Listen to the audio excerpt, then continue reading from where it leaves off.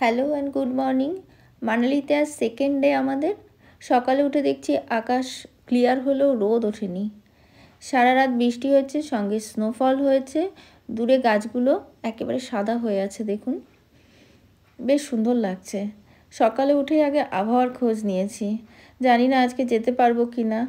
আশা আছে আজকে Rohtang pass, Solang valley বা অটল টানেল যে কোনো একটা যদি হয়, সত্যি খুব আশা করে রয়েছি।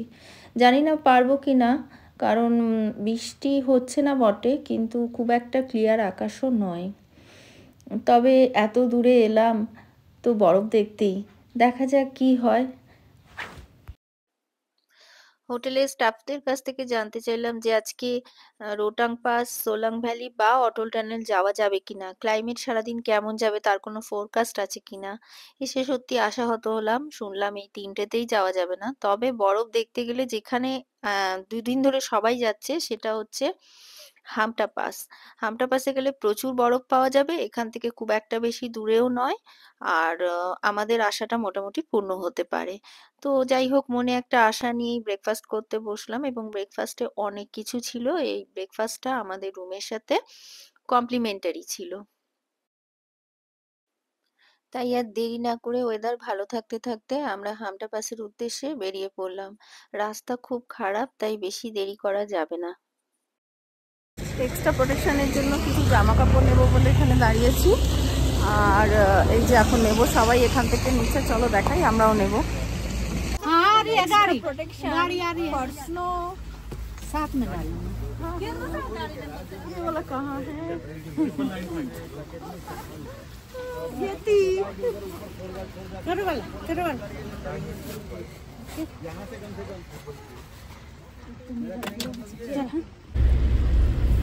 আমরা দিল্লি থেকে ইনোভা বুক করে এসেছি, তবে হামটা পাসে যাওয়ার জন্য এখানকার স্পেশাল গাড়ি নেওয়ার জন্যই হোটেল থেকে রেকমেন্ড করলো।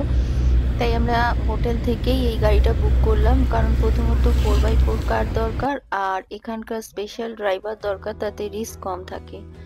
রাস্তা যেমন স্টিফ তেমনই বরফে স্লিপারি হয়ে আছে, ব্ল্যাক আইসের ভয় রয়েছে এখানে যথেষ্ট। হোটেলের থ্রুতে যে গাড়িটা আমরা বুক করেছি ট্রাভেল কোম্পানি থেকে, এটা হচ্ছে মারুতি জিমনি। এটা হোটেল থেকে আমাদের পিক আপ করেছে, ওখানে হামটা পাসে আমরা যতক্ষণ ইচ্ছা থাকতে পারি, আর আমাদের এই গাড়িটা হোটেলেই ড্রপ করে দেবে। তো এই পুরো ট্যুরটার জন্য ওরা 6000 চার্জ করছে।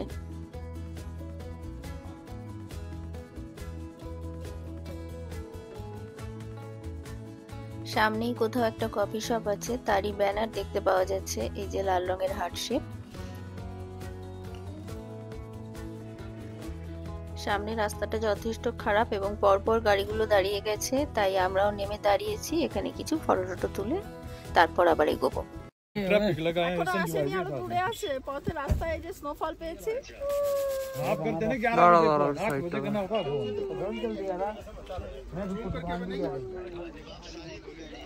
बाप आप जाए ट्रैफिक लगा है रुक दे आगे में ठीक है ये करते हैं 12 बजे फोन ये कर रहा था मैं कोलकाता पाठिয়ে দিচ্ছি। ওটা টেম্পারেচার অনেকটা কম, পাশে 3-4 ফুট উঁচু বরফ তো হবেই, আর রাস্তার মাঝখানে বরফ যত গলছে তত রাস্তাটা স্লিপারি হচ্ছে, মাঝখানটায় বরফ গলে গলে যাচ্ছে, গাড়িগুলো চলছে তো, আর প্রচুর স্নোফল এখনো হচ্ছে। আর আমি এই লাইফে প্রথম স্নোফল পেলাম। এই ড্রেসটা আমি তখন নিলাম, আপনারা দেখতেই পেলেন আমি কেন, আমরা সবাই নিয়েছি, অনেকে নিয়েছে আবার কেউ কেউ নেয়নি। তবে আমার মতে এটা এখানে নিয়ে নেওয়াই ভালো, কারণ না হলে ঠান্ডা লেগে যাওয়ার সম্ভাবনা থাকে। প্রত্যেকটা ড্রেস এবং জুতো, মোজা, গ্লাভস সবই নিয়েছি, সবকিছুই রেন্টে নিয়েছি আমরা, গিয়ে আবার যাওয়ার সময় ফেরত দিয়ে যেতে হবে, এক্সেপ্ট গ্লাভসটা। আলাদা করে কত পড়লো আমার ঠিক মনে নেই, তবে আমাদের 4 জনের জন্য এই সমস্ত কিছু 1600 টাকার মধ্যে হয়ে গেছে। সঙ্গে অবশ্য জুতোটাও ছিল, বেশ উঁচু একটা জুতো, যেটা বরফের মধ্যে ডুবে গেলেও মোজাটা ভিজবে না। এইবার গাড়িগুলো ছাড়ছে, আমরা আস্তে আস্তে সব গাড়িতে উঠে রওনা হওয়ার দিকে।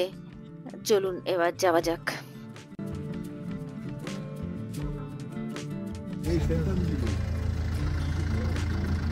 এটা হচ্ছে সেটান ভিলেজ। এটা সেথান ভিলেজ। এখানে আসা মানে মোটামুটি আমরা হাম্পটি পাসে পৌঁছে গেছি। এটা একটা মাউন্টেন টপ বলা যেতে পারে। এখানে যারা ট্রেকিং করতে ভালোবাসে তারা থাকে। এখানে বেশ কয়েকটা হোমস্টে আছে।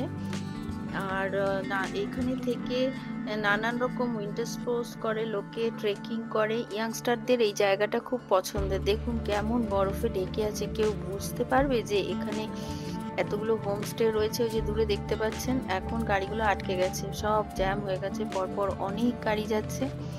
আর জায়গাটা কি সুন্দর দেখুন, দারুণ, একদম সাদা হয়ে আছে, গাছগুলো স্নোফল হয়ে সাদা হয়ে আছে, দারুণ সুন্দর জায়গাটা। তো এখান থেকে একটুখানি এগোলেই হামটা পাস। तो तुम्हारे यहाँ पे भी है खर्चा बेसी क्योंकि ये लोग भी इतना सामान नीचे से लाएगा स्पेशल। गाड़ी तो छोड़ने नहीं आता, अपना गाड़ी लेके जाएगा, सब खावा ठोआ देवे। ऐसा तो घर बनाना कितना कैरेज पड़ेगा इसको। এখানে অনেক खाने হোমস্টে के लिए রয়েছে। एक चीज के लिए इसको नीचे जाना पड़ेगा, मार्केट तो नीचे ही। পুরো এখানে খাবার দাবার সব শুদ্ধ প্যাকেজ। रिजॉर्ट बस देखने में अच्छा होता है, बाकी कुछ नहीं होता। व्यू के लिए तो आपको साइड में जाना है। ও মা, কুকুরগুলো দেখো কি কিউট। তুই জার্মান শেফ? হ্যাঁ, পুরো জার্মান শেফার্ড। দেখ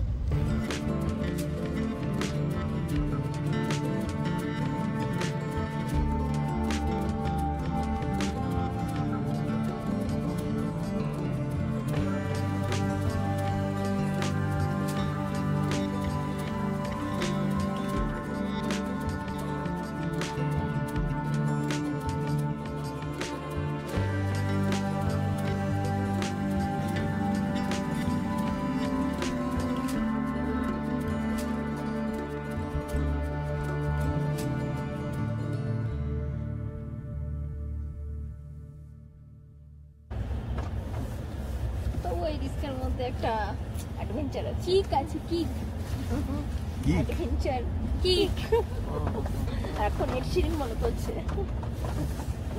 এটা হচ্ছে হামটা পাস, উপরে উঠে আছি এখন আমরা। রাস্তাটা সত্যি আজকে খারাপ ছিল,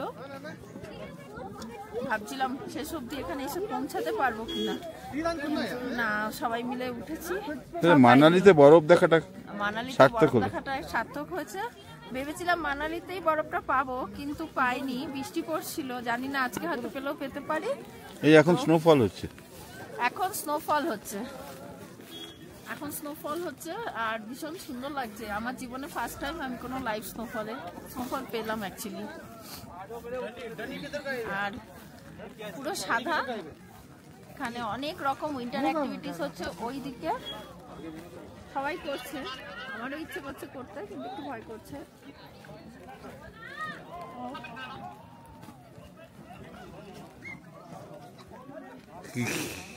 কেন করো, সবাই করছে, ভয় কিসে? চলো চলো। এই উইন্টারে পাচ্ছি না। ঠান্ডা আছে। কে বলেছে নেই?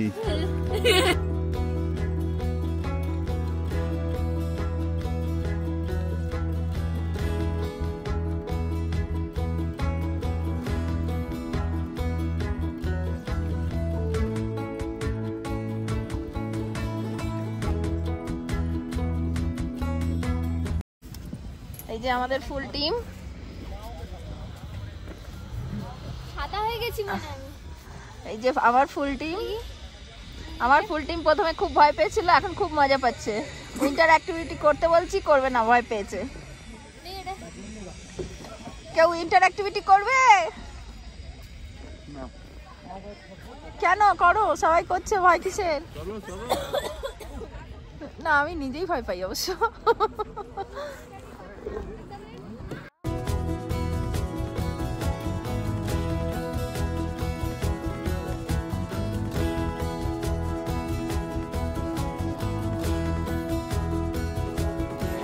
দেখো স্নোফল হচ্ছে, এ দেখো স্নো পড়ছে, দেখো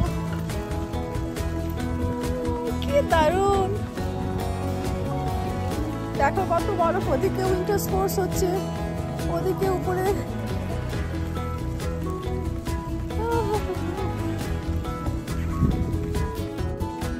এত ঠান্ডা, এখানে সবাই চা খেতে বসেছে। শুধু চা না, চাউ, ব্রেড, অমলেট, এখানে অনেক কিছু মানে ফাস্ট ফুড পাওয়া যায়। আর সবাই এখানে চা খায়।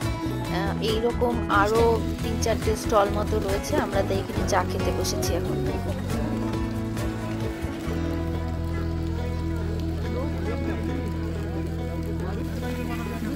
কেমন লাগছে ম্যাগি? ভালো লাগছে? বাইরে স্নোফল, টেন্টে বসে গরম গরম ম্যাগি খাওয়া, অসাধারণ এক্সপিরিয়েন্স।